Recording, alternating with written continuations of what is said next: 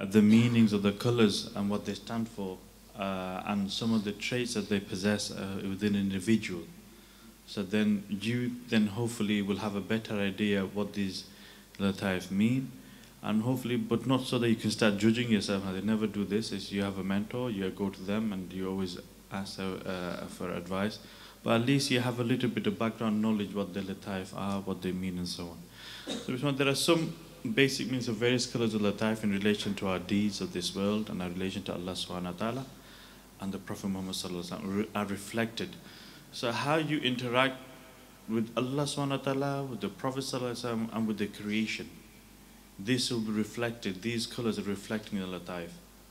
So however strong or weak, or if there's anything at all, it should actually show. So, you hear brothers saying there are blockages.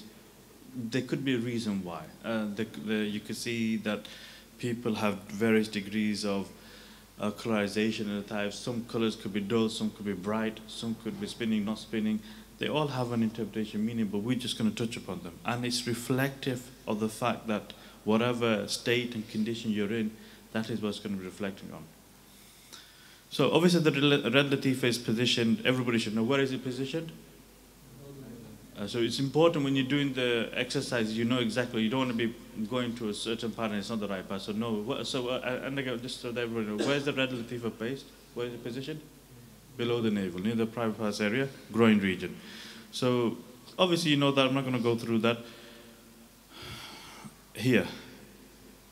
So this is where the basal desires, you could say, lustful desires of an individual, the fulfillment of things, be it halal or haram, where Allah that you mentioned today about the hudud of Allah subhanahu wa ta'ala, the halal and the haram.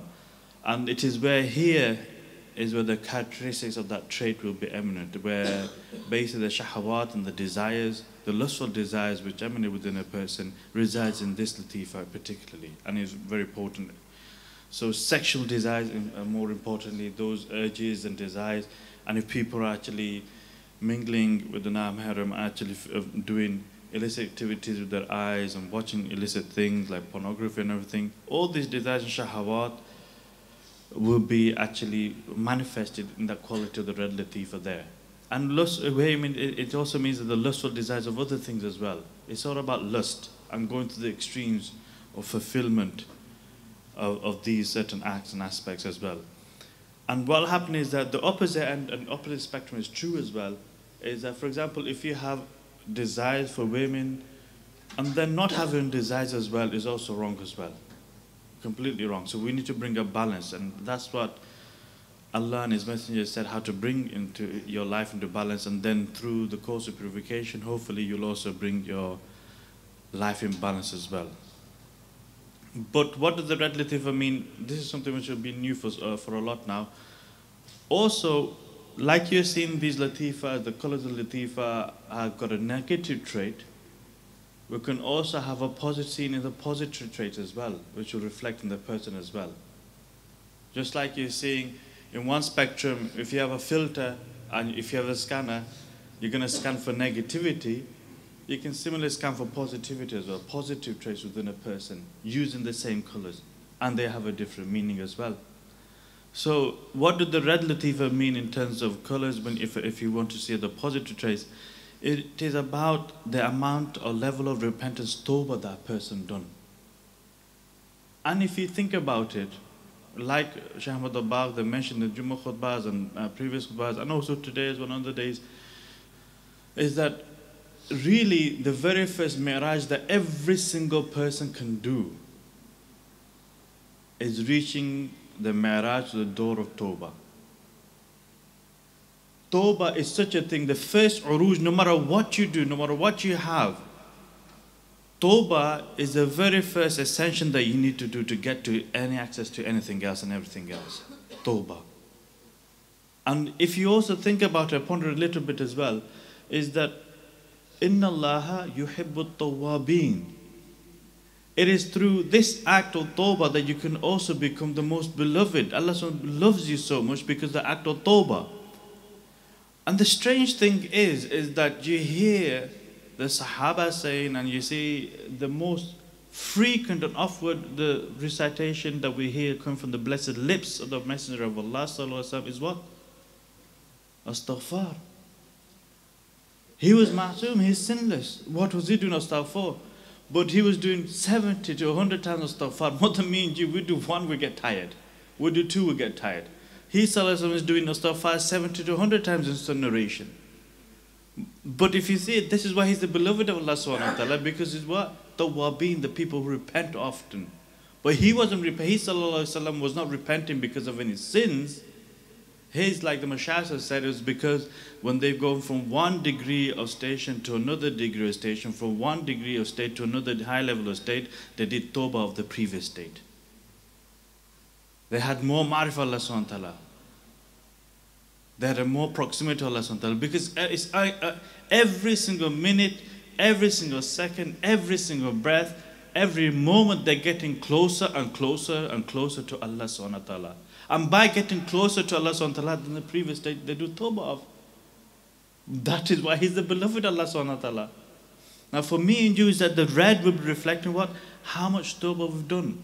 Some of us will have a mi'raj to do tawbah through their tongue. Once we've actually done tawbah, remember every sheet requires what? Tawbah. Mind state you go, tawbah. Heart state, tawbah. Every door of ascension, whatever you want, whatever ascension, you are looking for ascension, everybody wants ascension. The best way to start, no matter how high or how low you are, tawbah is the door of ascension.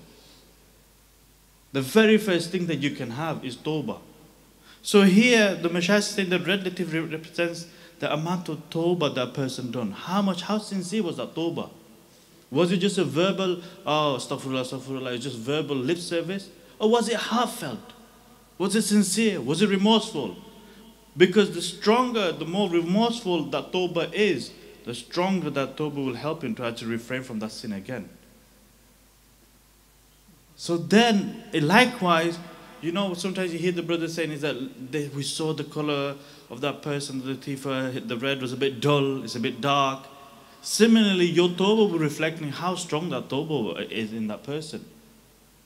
So, in other words, is that the coarser sheets that you're doing, the tongue or the essential organs of the body, it will be showing and reflecting the daraja of the amount of bright illumination that you got of how strong that person's tawbah is. That is he refraining from the sins of the eyes? Is he refraining from the sins of the tongue? Because you don't tawbah now, how pakka are you? How strong are you now? How resilient are you on that? Then we move on to what? The orange latifa. And where's that based? And where's that position? I can't hear you, but I know you have a nice breakfast. You should have had your crunchy nut cornflakes and so on. So you should be all raring to go with the nice tea. So I want some nice loud voices as well. Where's the orange latifa based? No, mashallah, very good. Well, that's the apple kicking in now, okay? Or should I say oranges? Here we go. So that's the orange latifa. That's where the navel is based, where the navel is. That's the region. And what does this represent? Orange latifa represents the latifa of ego, the love of dunya, acquiring them through any means. Whatever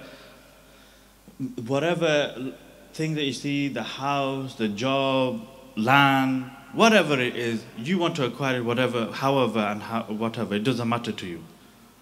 Only take and do not give. Okay? They basically, remember the once they said, I think there's a last one of the Monday messages they said is that in Urdu, my Urdu isn't so good. As the Sahib said is that lam is for learn and dal is for den. Den, yes. So what they said is that the lam represents lena is what is to give, no take, and dal is for then is to give. So don't be a person who takes, don't be a lam person, be a dal person, dena person who actually gives. And that is what we're doing all the time. We are actually what? We want others to do us favors, others to do something. We want people to give us a job, people to give us the wealth, people to give us money, acquire that wealth, whatever. And we don't want to give.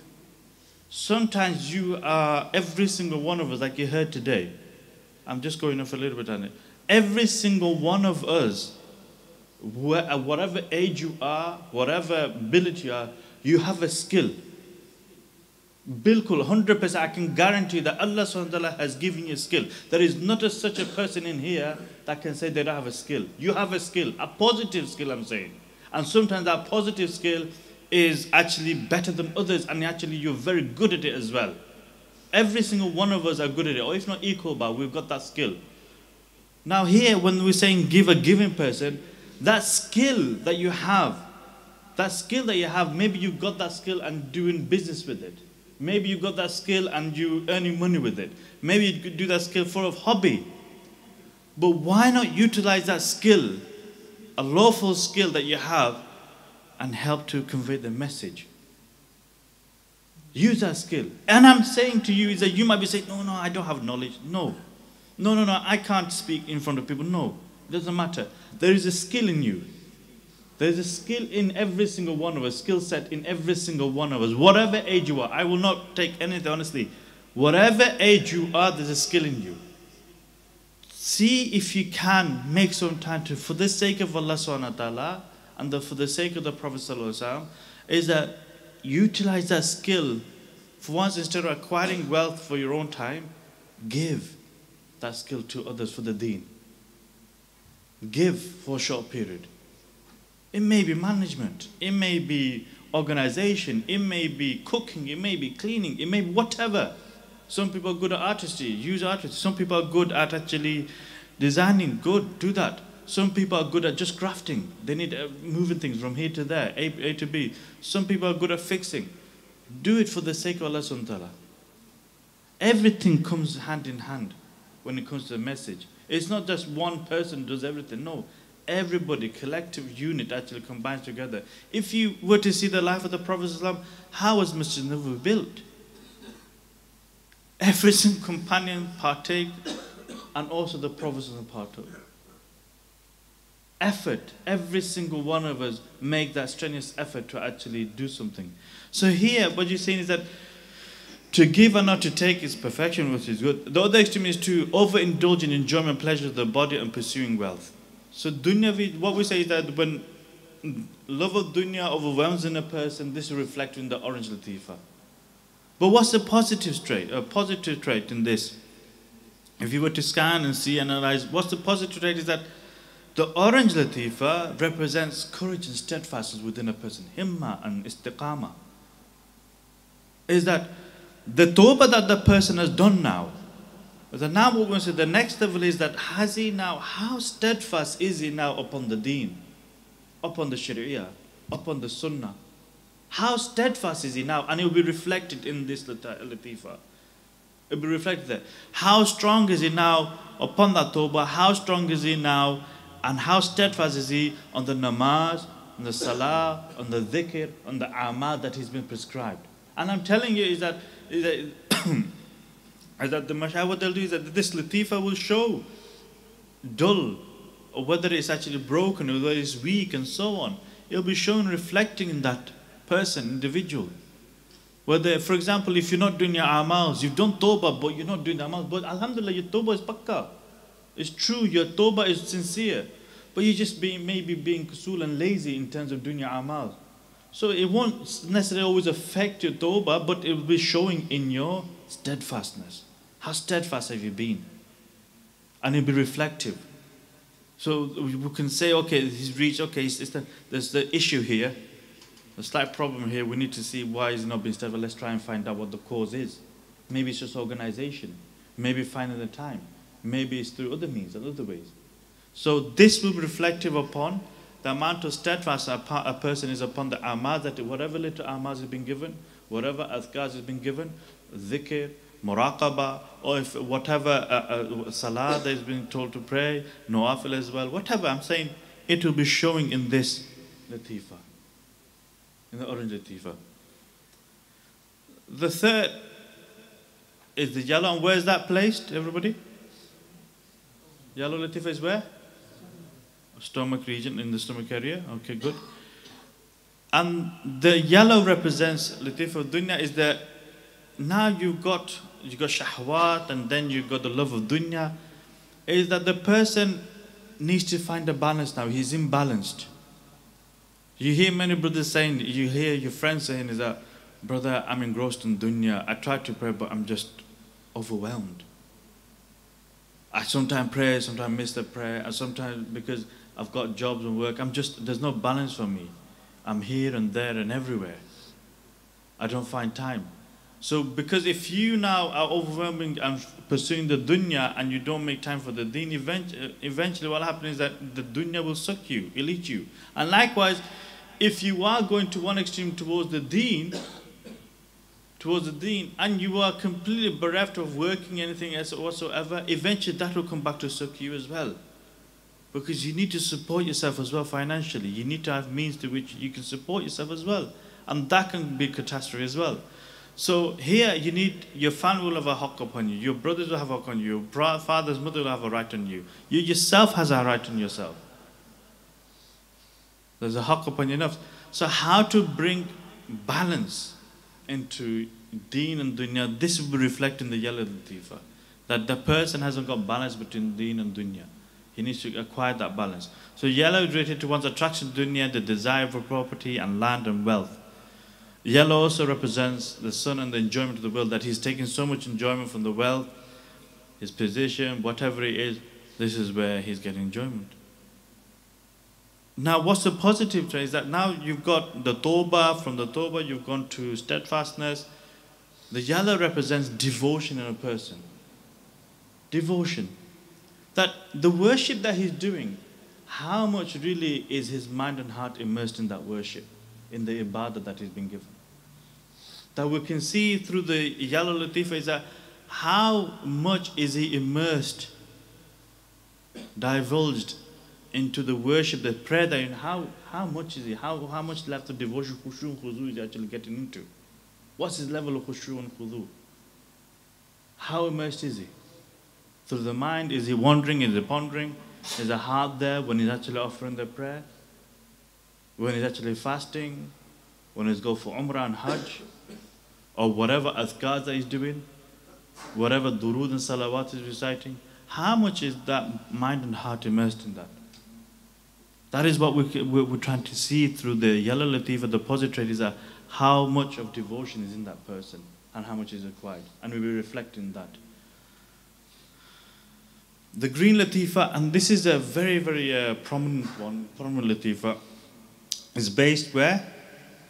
As everybody's falling asleep. That's how, this is my indicator, people are awake or asleep. It's based where? I think the back region here onto the Ahl al-Yasir, the people on the left at the back, you are all asleep here. So I need to hear you. Where is the green based? Still, some people are saying heart and some people are saying chest. Which one is it? I can give you an option. You can do 50-50. Call a friend. You want to call a friend and ask on the Ahl al-Yamin, the people of the right? Okay. Ahl al-Yamin will ask you, please, they're going to now represent the Ahl al-Yamin. You get the answer wrong, then they're in trouble. So where is it heart or chest? Where is it placed? We have confusion here as well. Now I'm going to go to the front of the Ahl al-Yasir on the people of the left. Now please get this right. Right, where is it going to be? If you want to consolidate. Are we sure on this? The verse, yes, alhamdulillah, we have. So you both are into, no wonder you're probably struggling because you're breathing through your heart, and that's the problem, you see. Maybe that's why you got blockages and you've been doing this, you're not going to. No, aside from the laughter aside, it's important. The reason why we're saying it's important because everything, these subtleties have effect. If you are now actually penetrating to the heart, it's wrong. It's probably going to the chest area, it's chest region. That's where the latifa is actually based. So it's like, for example, I'm just giving you, I'm not saying it's like this. It's like there's a hole there which you have to go through, and you are hitting the wall, and you're saying, what's happening? It's not going through. When you're breathing in, the breathing exercise, you're not going to the hole, the pipe. There's a pipe, and you're missing that pipe because you're going to the heart region, or you're going to the lungs or somewhere else. I'm not sure where you're going. But I'm saying is that you're supposed to go into the chest, and you're going to the other side. So this is important. The reason, you see, alhamdulillah, by the fact that we're actually saying it and reminding, a reminder beneficial for believers is that this is where we're benefiting one another. Is that, so where do you channel it? Channel it to the chest. That's where the green latifa is based. And it's a very prominent latifa. And what is this? What is this? A latifa of emotions. Neutral color of love and represent the states of the heart. Natural green should be the love of Allah and His Prophet sallallahu alaihi wasallam. Also refers to how good a person's character is. Your akhlaq is reflect. So in one sense you could say that this actually is like a jewel and the kernel of you. In one sense is that it's reflective of you. Your character, your persona, who you are, is reflected to this one latifa. So it's very important, very, very important, because it's got nisbat to Allah and His Messenger sallallahu alaihi wasallam only, and that's why it's very important. And what's happening is that balance is when you are in control of the states and your states are not in control of you. So, anger comes, the anger is riding you, and you're not riding the anger. So you are bad-mouthing and shouting and screaming when you should be controlling and then utilizing that anger upon the right situation, the right moment. Not just willy-nilly here and there and everywhere. Love, another thing. You have that control of love. So if you have your wife, this is control, you express love to your wife. But you don't now go and express love to a mahram who's not your wife. Again, so here, controlling the states, you have control, and not the states controlling you. You have control over it. It is all energy, but in simple form, it is the states that you need to manage. If they are managed well, they will be in balance and bring you close. And the person who is closest to Sunnah is the most balanced. And that is Sunnah. Sunnah is not, to understand Sunnah, people have extreme. Sunnah is the middle path. Sunnah is the middle way. Sunnah is the way in which the i'tidal, the moderation is determined. Is the balanced way, the moderate way. Anything more, you might think, well, how can you go more? Yes, anything more and anything less is excess. Have you understood what I said? Anything more and anything less is extreme and excess in one sense. What I mean by excess, it means the extreme that you are falling short. What is more? Have you not heard the hadith of those companions, the three companions who came to the Prophet ﷺ, to the mothers of believers, when they heard and said, I will not sleep anymore with my wife, I will fast all year round and so on. That's extreme. More. That's not balance. He ﷺ, who's the most muttaqi? It's me. I'm the most muttaqi. That is balance. That I also fast and I also don't fast. I also spend time with my wife and I also sometimes don't. That's balance. That is, I also sometimes sleep and I also stay awake. Balance. So he is the model of balance, the moderation. So anything that falls short, anything that is more, that is excessive. Extreme, you could say. And these are the extremists. If you want to call, people like to show and portray a picture of extremists with a beard and a mama. No. Never be confused. Sunnah is the middle. Sunnah is the i'tidal. Sunnah is the balance, is the model of perfection. Anything that falls short or anything that is more is extreme. And these are extremists. Positive trait. What is the positive trait of the green latifa? Green represents connection to Allah subhanahu wa ta'ala and His Messenger sallallahu alaihi wasallam. Connection.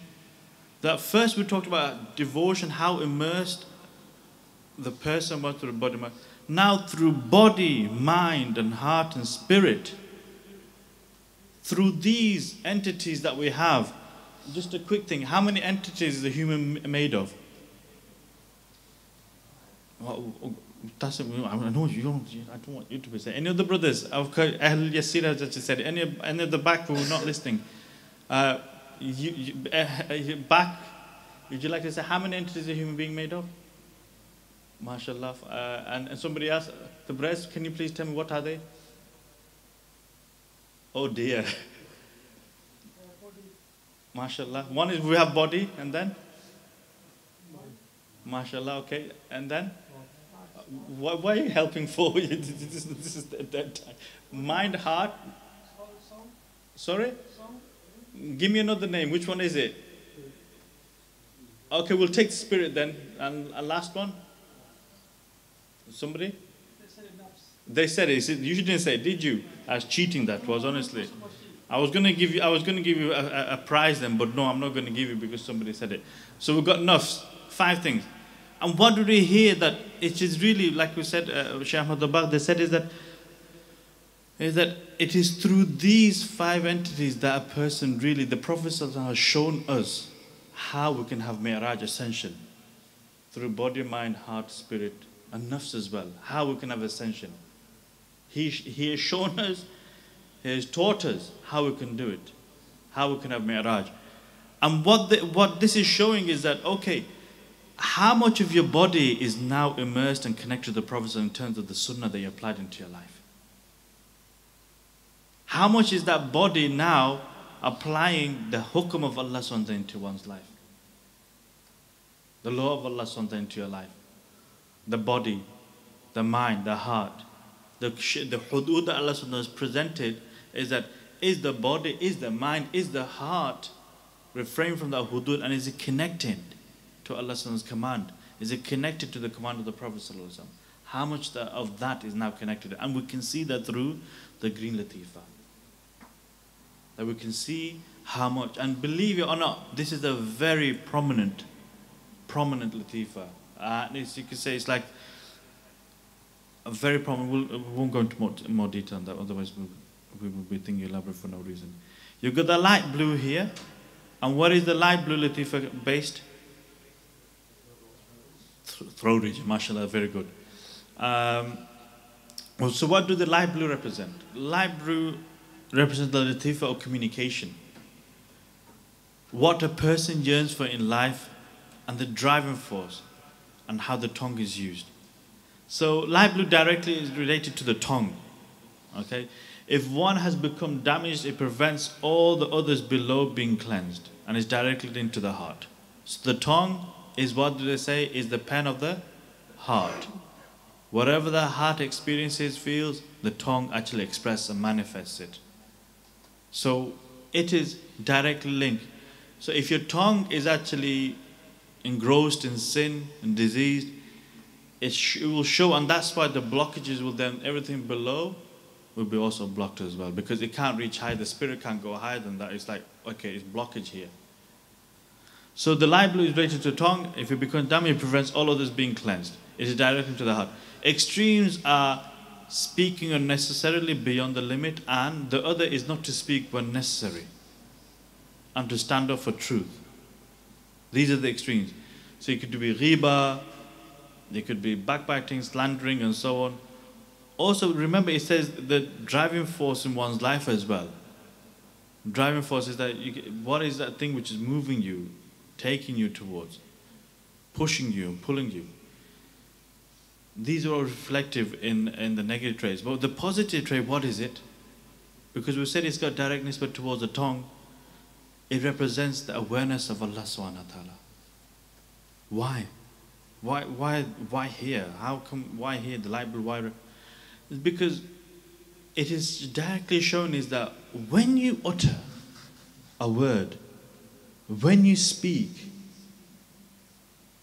are you aware that Allah subhanahu wa ta'ala is seeing you, is with you, hearing you? And then are you uttering? Then are you speaking? Or are you just saying whatever you want to say? Because once a person is aware, for example, look, we're all angels in front of us. We're all angels. We are like, we could be the biggest gangster, and then when we come in front of us, we are just complete angelic beings in front of them. The moment they leave, that is when we actually start saying, yes, this is who we are, to a certain extent. You're all good, but I'm talking about myself here. You're all good. So then we start speaking, saying this and that and so on.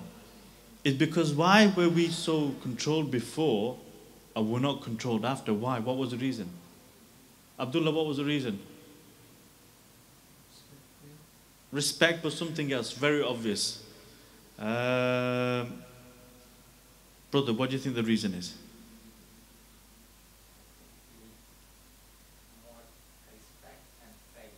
Afraid? Okay, that's true. There's a more, no Shaban, no, you'll know. I'll ask this brother there. Brother there. No, don't look backwards, you, honestly. What do you think it is? Now, for example, I'm saying is that you have her side. I'll come to you if you do. You have her side in front of us. When they're there, obviously, alhamdulillah, it's respect, but there's more obvious thing than that. We are like angels. As soon as they go, we become known. So, brother, what do you think it is? Yes, nearly there. Brother, what do you think it is? Yes, that's true. Imran? Presence, okay. Look, simple thing is that, very simple, it's not very hard. You know he's there. You are aware that they're there. The presence is another thing, which we're going to go to next week, is that you know, you're aware that Hazrat Sahib is here, even if your eyes caught a glance. For example, if you're in a big hall, and you're talking to them, then all of a sudden you see Hazrat Sahib is there. Oh gosh, be quiet. Everybody does that, isn't it? Oh my God, we stand like statues, that's it. Why oh gosh, we've got to be careful, don't say anything. Because adab and respect and love is showing that, it's manifesting that, it's true. But what is the ultimate reason? Because you are aware. You are aware. Your mind has told you, your eyes have told you, you are aware. Now that you've seen and you're aware of it, your tongue doesn't utter anything that it's not supposed to utter. You're aware of this, so your tongue is not going to utter anything. So similarly is that in this, the blue latifa is represented awareness of Allah subhanahu wa ta'ala. Is that how is he using his tongue? We can see how much awareness he has by using this particular latifa. The color it actually represents, how it's flashing. It's how aware is he of Allah subhanahu wa ta'ala and the Prophet sallallahu alaihi wasallam? How aware is he? Next latifa, dark blue or indigo. Where's this position? MashaAllah, we have unison in this one. That's good. Shabash, MashaAllah. We have unison. It's on the forehead. Here, dark blue indigo latifa represents the latifa of vision. It's the face of the person. It is the reality of how many faces he or she has. Naturally, one should be honest and sincere with all. The real benefit is reflecting the face of the pious and the Prophet ﷺ. So dark blue is related to both the eyes and the ears, and also to a certain aspect of the mind as well. And to also another certain aspect of other things, but the eyes, the ears, and also to the mind. The tongue is what gives out, but the eyes and the ears are what takes in. So basically your perception is used through the eyes and ears, you're perceiving, and the tongue then gives out. Incoming signals are from the eyes and the ears, mind channels it, and then the tongue gives out. So for those to be pure, your intake needs to be pure as well. Reason needs to be pure. Then you intake knowledge from the spiritual world. Only then a purified insight can you take into the spiritual realm. So basically is that if your eyes are cleansed, if your ears are cleansed, your mind is cleansed, that is when you can see the spiritual world in a cleansed way as well. You will be able to see it, reflect it. The face here, alhamdulillah, we have a dari, we have a mama, etc., etc. This is the face that we like to project, but is this really our face? Is this really the projection that we want to portray, that this is the love, who I love, who I want to follow, but is this really who I am? Or is this the face I want to do to my brethren here in the gathering, and then when I go home, I show my real face? Another face. When I go to work, there's another face. So what does it mean in terms of the dark blue? What does it represent in terms of positive trait? It represents the presence of Allah subhanahu wa ta'ala.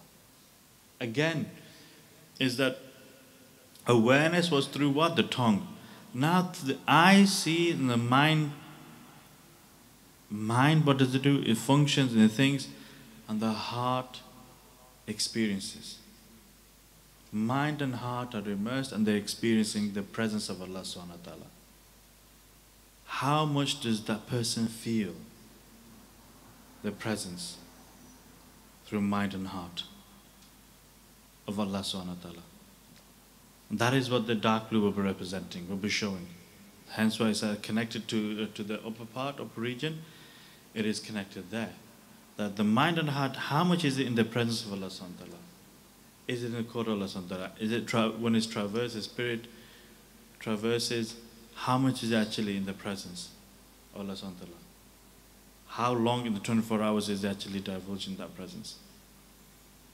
Once you've cultivated that, so you had some, I'm just going to the positive traits, is that you had tawbah, after that you had steadfastness, after that you had devotion, then you had what? You had connection, then you had awareness, now you come to the presence. That leaves one more thing in terms of positive trait, a positive trait should I say. We have the white latifa, and that is where is it positioned? Above the head, above the head. And this is what we call the crown of the head, crown of the head, crown latifa. It is the latifa of divine connection. It is that this is like the antenna to the connection of Allah subhanahu wa ta'ala. How much the person in the presence of Allah subhanahu wa ta'ala will be flickering light and darkness of heedlessness. So here is that how much ghafla is in that person. If you complete aloof and not aware of Allah subhanahu wa ta'ala, it won't be radiating whatsoever. It may be dull. Also here some traces that if, this is why we say the major, you know, the very first thing to Mi'raj we said is that with the essential organs of the body and the preconditions, the 4 preconditions we said for a sinful ummati is what? Aqidah. One of them was Aqidah. Now if your Aqidah is also affected, unfortunately this will also be affected. That's why he said is that you know to have a right Aqidah according to Ahlul Sunnah Jama'ah, not to such high levels of knowing the know, just a simple basic Aqidah Ahlul Sunnah Jama'ah, have that sound firm foundation of Aqidah Ahlul Sunnah Jama'ah, you've understood that, that will be a big blockage removed. And that will help you to connect to Allah Subhanahu very easily. Many people, believe it or not, honestly, they suffer because there is some elements of Aqidah they are actually struggling with. And it's simple. Would they find some fundamental aspect very hard to understand? And once this is actually removed, alhamdulillah, then they find the connection easy. Or it could be ghafla, how much you heedless of Allah subhanahu wa ta'ala. How much are you aware of Allah subhanahu wa ta'ala through your daily life? It will be reflected of that. But what does a white latifa represent in terms of positive traits? Ma'rifah. Gnosis. That after you've achieved tawbah, after you achieved all these steadfastness, courage, devotion, devotion, and awareness and presence, it's only after you get the presence of Allah subhanahu wa ta'ala, then you gain ma'rifah of Allah subhanahu wa ta'ala. Ma'rifah means gnosis. You have some knowledge and understanding. And hence why what's happened is that once these are in, then you can see that these people, they connect. They have a connection. That's why the spirit flies. And they transfer. And that's what they experience and they gain ma'rifah of the world. You are going to this world, you go to this Jannah, you're meeting this person, you're meeting this buzurg and that buzurg. You gain ma'rifah. All of this is ma'rifah of Allah subhanahu wa ta'ala. Ma'rifah. This was, how is it giving you ma'rifah? There was a hidden spiritual world, which we are in this physical world, we still get ma'rifah of this world, but Allah subhanahu wa ta'ala has opened up to you and show you ma'rifah of the spiritual world. Giving you ma'rifah of the spiritual world. He's giving you ma'rifah of the Prophet ﷺ. He's giving you ma'rifah of the Mashayikhs. He's giving you ma'rifah of aspects of heaven and hell and so on. This is ma'rifah. And that is what the white latifa will represent, the positive traits. How much ma'rifah does the person have? So really what we can see is that if we put it side by side, we can see, you can analyze the person. So that's why do not, I repeat, when you are actually doing the cleansing, this is just for knowledge sake and understanding for yourself. Don't you start thinking, oh yeah, this is my fault now, this is my weakness. So I can say, don't self-diagnose. That's the worst thing you can do. This is for every seeker who's out there, whichever country you're listening to this at, wherever you are, whether you're in Pakistan or Denmark or Canada or America, in South Africa or Europe, wherever you are, in UK, in Bolton, in Hyde, Oldham, London, Birmingham, whichever part of the country you're listening in, know this and understand this, is that do not self-diagnose. This is the danger that you'll have. Self-diagnose. This is why you give and you submit yourself to a teacher, to a guide, to a mentor, that they will be the ones to actually say, this is your problem, and this is the diagnostic, and this is the ailment. If you start doing this, if you start diagnosing, and if you start prescribing, then you are actually going to the path of destruction. Because the whole fundamental element was to take yourself out of it. Nafs out of it. Nafs, take the equation of nafs, myself out of it. You should not have any position there. Look how stringent, like Shaykh Ahmad Abad was saying this morning about when there was the conflict between two countries, when they're boarding one another. They had strict guidelines and rules between the hudud and the strict boundaries and rules that if you cross that boundary, there'll be consequences. Similarly, and then look at the conflict, what happened. Similarly, between doctors, what they say is that a doctor cannot do self-diagnosis himself. He has to go to another doctor, even though he's qualified. Me and you, we're not even qualified in this field. We're not even qualified. And we're doing self-diagnosis. Yes, I think this is a problem. So here, a person said, I have been on the teacher training course now, alhamdulillah. There's my booklet. Okay, now I'm going to diagnose you. Would you let somebody operate on you just by that? Don't worry, this is your heart problem. I've got the heart book here. And now, yes, I can see I need to open you up here. I need to, you say, are you mad? Are you going to run out of that hospital? And say, no chance. This person, he's saying he's a doctor, but he's not even qualified. He's not even doing it. I'm not going to go there. You're not going to rely on a person to open your heart. And you yourself are now the most important thing, your spirit, you're self-diagnosing. Your own spirit. One is a physical heart that will die. The spirit, you can kill it. You can destroy it. Hence why we submit to a teacher, a spiritual guide. Whatever they will tell us, we do. Whatever they will instruct us, we follow, we obey. This is how the Sahaba were. This is what the companions were. Because we haven't got time. If you want to see, this is the teaching for me and you, the consequences of the fact, what happened to one of the Sahabi is there was 3 Sahabas and they were called for a battle. I'm just going to give you the consequence of it. And what happened was that they had fast horses. They had fast horses. And the call for battle was coming, and the army were gathering up, and they were actually called to go. And they thought, we want to spend more time with the Prophet ﷺ. We may not see his ﷺ again. They had a good want, the goodwill. It was there. The desire was good. Nek intention, good intention. Hukum of Prophet ﷺ is something else. And what happened was that, just to cut a long story short, is that they thought, we have fast horses.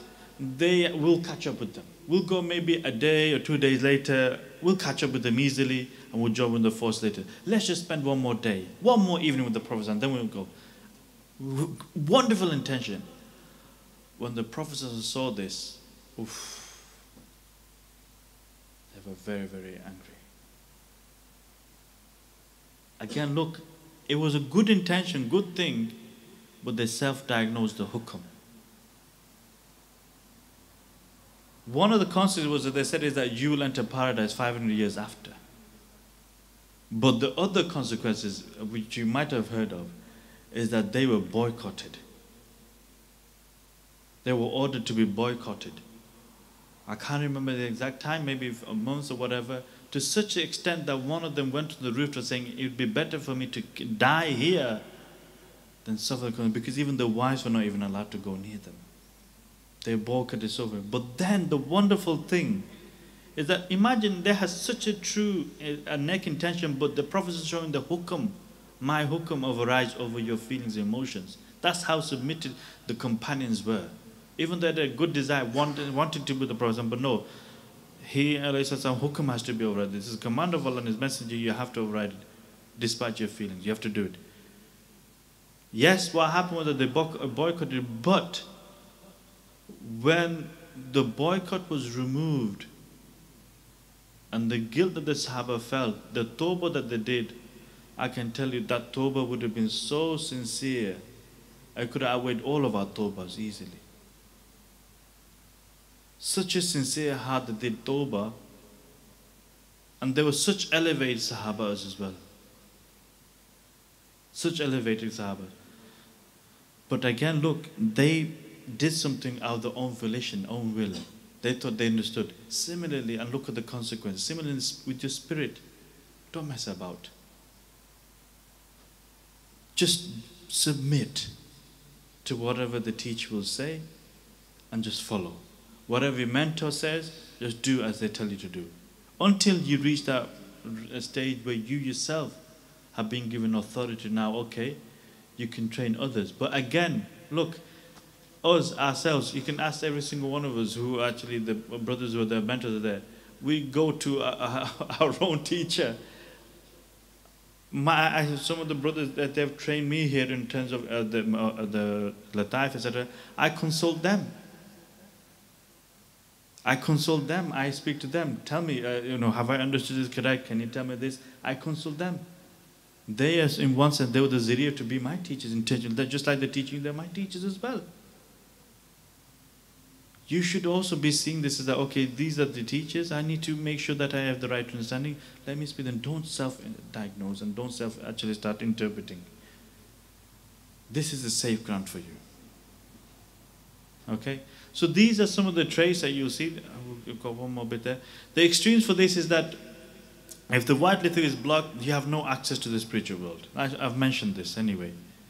It has nothing to do with the person is denied access to the spiritual. If the white lift is a connection, there's no connection there, forget it. It's like a portal, that's it, it's finished. You can't get access. The other extreme is that there is none, as there is no limit, as to, none of this type of different other latifas, as there is no limit to where the one can actually travel to Allah's closeness. The more purified, i.e. the low latifa is, the more energy they can give to the white latifa. In other words, is that every single one of them, the low ones boosts the upper ones. The further energized and cleansed these are, then they have a ripple effect upon the upper ones as well and to the top. So here, that's why preparation, when you're doing the preparation of the latifa, work on it, cleanse it. Then when you're doing each one of them, and like I said, is that make sure you know where they are, otherwise you'll be missing the object, you'll be hitting and you're bouncing and you're not actually cleansing it. So cleanse it and know what the positions of the latifs are, so you're breathing in the right way and it's coming out the right way as well. And then you'll be able to actually think. So, but a lot of you now, alhamdulillah, you're all experienced people, you're all experienced seekers and you're all experienced travelers. You should be easily flying through this now, and you know most of these things now. But all this was to give you a little bit more insight as to what these colors of latifa means and understand. Okay, that's it really. Now it's a matter of actually practicing, and the instruction that was given in the morning is make yourself a plan. Make yourself a plan, the 2-point plan, what you're going to do in terms of your self-development, your personal journey, and then how to help others on the spiritual journey as well, conveying the message, sharing the message to others. Those are the plans that you should be working on today before you leave. Okay, jazakumullah khairan, jazak, subhanakallahumma bihamdik, ashhadu an la ilaha illa anta astaghfiruka wa atubu ilayk. You're all still awake, aren't you? Yes?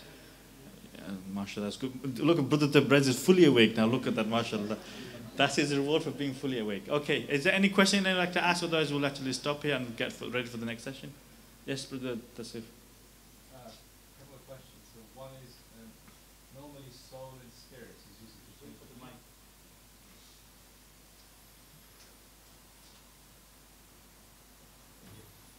So just saying that normally in English, soul and spirit is used interchangeably, but I think you made, or we've had that spirit is different to soul. So in what ways is that the case, and why is spirit used rather than soul? It's because basically the word, the translated ruh is the spirit and the nafs is supposed to be the soul.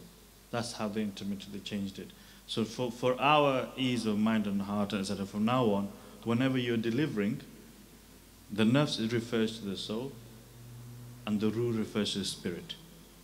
If you're delivering any discourse, any programs, anything from now on, just understand it, is that whenever you're now in seeing this diagram, if it says so, then understand, unless you know that there's a slight error in this diagram, it's an old one, we've not modified yet, but ruh means spirit, and nafs stands for soul. Okay? From now on, just understand it like that. But Imran?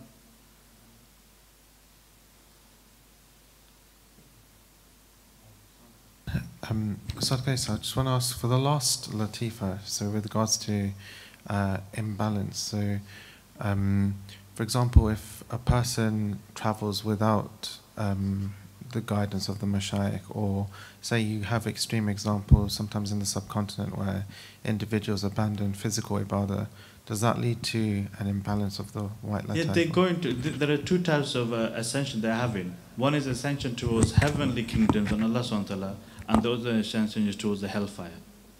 One is a Nurani, and one is Ulmani.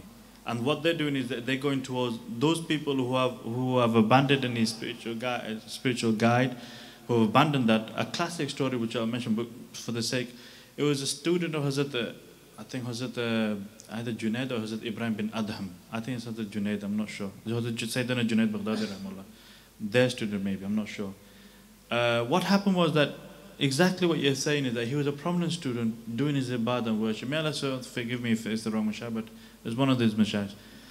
So what happened was that the student thought, Alhamdulillah, he's getting some openings and he was experiencing. I thought, Alhamdulillah, like he did a self-diagnostic. I am good now, Alhamdulillah, I can now lead others as well, without getting ijazah and authority from the sheikh himself.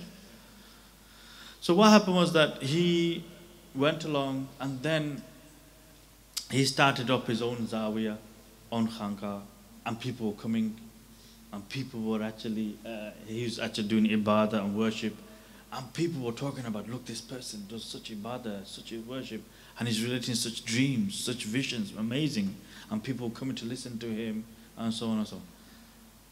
This news then went on and came to the, one of the Marids came and told Sayyidina Junaid that, you know, do you remember saying, oh master, that's such a student, he's left our company, but he's actually gone and now he's a sheikh himself. So to their amazement, really? Okay, fine. And people are talking very high of him. They say he's a very pious man, very astute, very much of a zahid, so much ibadah he does, so much mujahidah he's doing, and he's relating so much and taking himself to, talking about his visions, and he's going from this Jannah, this Burak, he's going this place, eating these heavenly foods and so on and so on. So he was, because again, this is the shafaqah of the mashayikh, shafaqah of the awliya and the salihin, is that because of the fact that he had some nisbah, he had some company with him. So he thought, let me help him one more time. Let me go and see, and let me go and help him one more time. So what happened was that he went, found out what it was, he went, I'm just cutting the story short, is that he went, sat in the company of his students, and he thought, okay, I'll just stay with him for 3 days or so, see what he does. So the student thought, Alhamdulillah, look at this, my master's now come, like, he's impressed. Look, I'm now going to show. So he's doing it, dhikr, ibadat, prayers and nawafil, long ibadah and worship and so on and so on.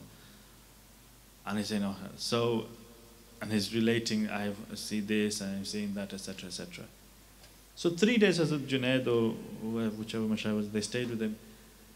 And they said one thing before they departed. They said is that next time you have a vision, just recite La hawla wa la quwwata illa billahi al-azim 7 times. Just recite this. Next time you have a dream or vision, just recite this. When you're having a vision, when you're flying the Burak and you're seeing the angels, just recite La hawla wa la quwwata illa billahi al-azim 7 times. And then, inshallah, that I'll leave you. Inshallah.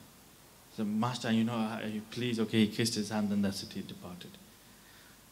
He still had respect for Sayyidina Junaid. So he thought, okay, next time he started doing ibadah and his kashf started happening.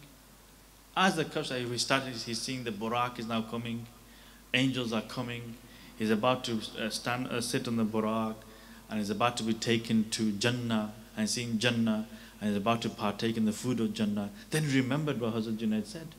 Said La hawla wa la quwwata illa billah 7 times. Then all of a sudden, like a bombshell, boom, the veils were removed, and he saw this was not Jannah. This was not a Burak.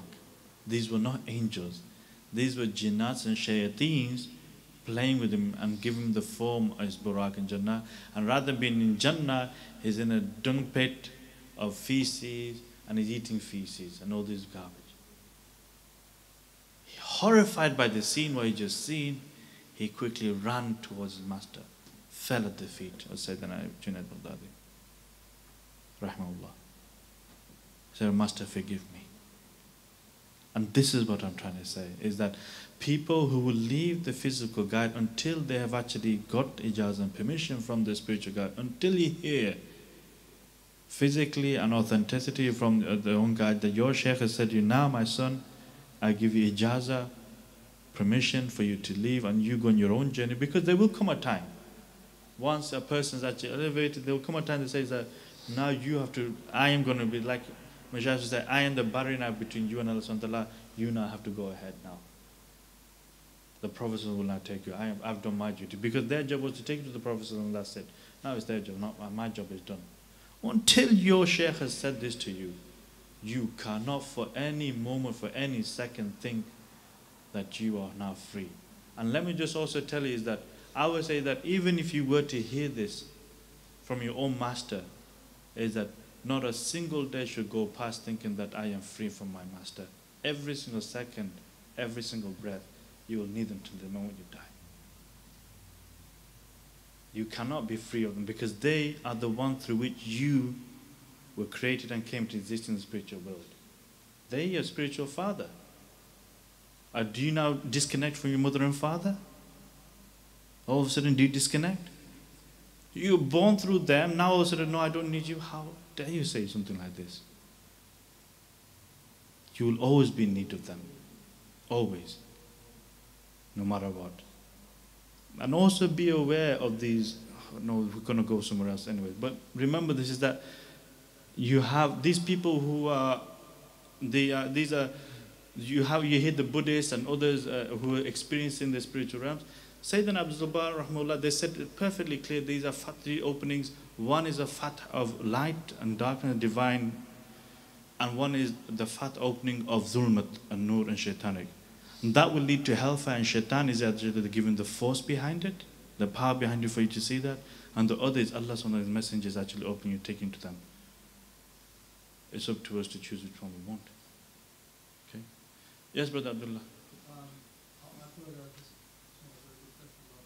Sometimes on the chakra diagram, you see that where we have the white Latayf, they have the purple. Is that related to their own Aqidah and beliefs?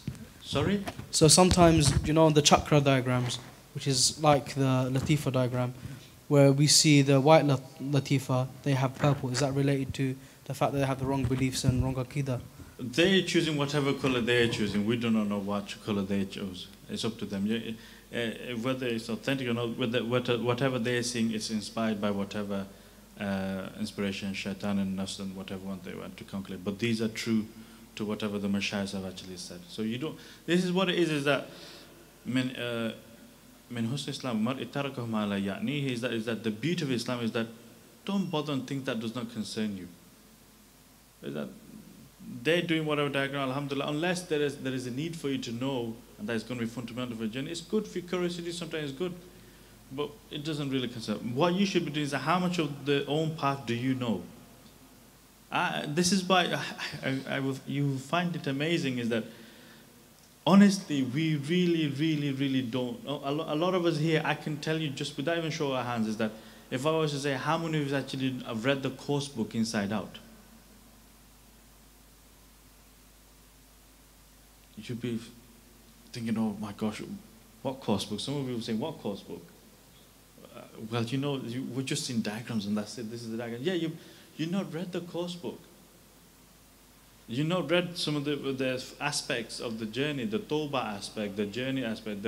Some issues that you're asking is actually probably already answered there. It's all probably answered there. Do you know the stages of the journey, about the ascension and so on? So know your own path first properly. Learn your own religion first properly. And then you would say, okay, then you can maybe indulge. And that's what it's again shown by the Prophet ﷺ is that ulamas and shuyukhs, they say that learn the path yourself, acquire some understanding yourself, and then you may be able to divulge in other things and so on. How other tariqas do it, how other things do it, alhamdulillah, khair and good, that's good. But first of all, do you know what your own path tells you?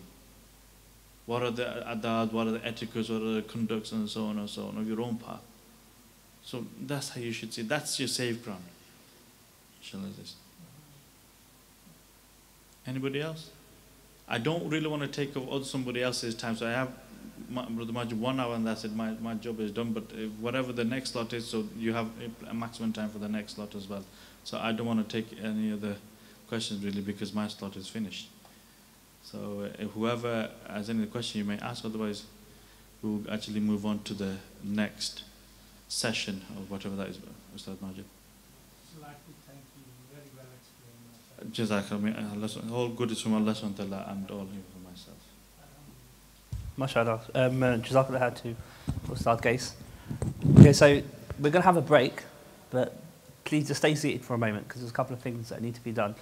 I know some of you have had one-to-ones, but those who still want a one-to-one or should have a one-to-one, can you all wait and just come to the front, and Brother Umair is going to take your name and we're going to arrange those one-to-ones. So, but just by way of show of hands, can you raise your hands if you want a one-to-one so that I can see? Okay. Fine, mashallah. And everyone else has got their plan sorted. The khutbah that was given at Fajr time, clearly that's something that you should be focusing on to make sure before you leave you have that you know what, ready. just to disturb you, that is that seriously, on a serious note, if you haven't got paper, get a paper from someone. That 10 minutes or 15 minutes that you'll do in terms of actually, literally, what is that? Look, enough of knowledge. Knowledge is what? Knowledge is just information. It'll be just information that you heard in the morning. I'm saying this to myself. Forget about you brothers, I'm just saying this to myself. It will just be information for me, and it'll go in one ear and I'll forget it. But if I want to see the nur of that knowledge, the light of that knowledge to manifest in me, is what I have to do is I have to now manifest it. I have to do amal on it. And why we are lacking now is that we hear our mashayikh telling us do this and do this. Oh, mashallah, very nice. Oh, I have this before. I've heard this before. You're hearing it before. Okay, it doesn't matter. It means you haven't got the light of that knowledge inside you. So you literally, what I'm saying is that those brothers who put your hand up, that's good. Those who haven't put your hand up, what I would like you to do is that literally get a pen and paper or get it on your phone, write what you're going to do. And that is now putting knowledge into action. Nasir into action. And that will now manifest in you. The nur of that barakah, of the blessing, the guidance that is given, that is now going to be, that motivating factor, the force, the pull, the urge, that is now going to move you. And the more you do this, the more acceleration you feel towards your journey. And that is what happens when you put knowledge into practice. And when knowledge is there, it becomes stale and you're not acting upon it. When you act upon the knowledge, it's a stream. It keeps on benefiting. That's what you have to do. Sorry, brother, so much. Okay, so inshallah, everyone that's raised their hand for a one-to-one, if you come to the front now, and then Brother May will take your name. For everyone else, we're going to take a break, and if everyone can be in the hall and ready for 12:15. Okay, inshallah.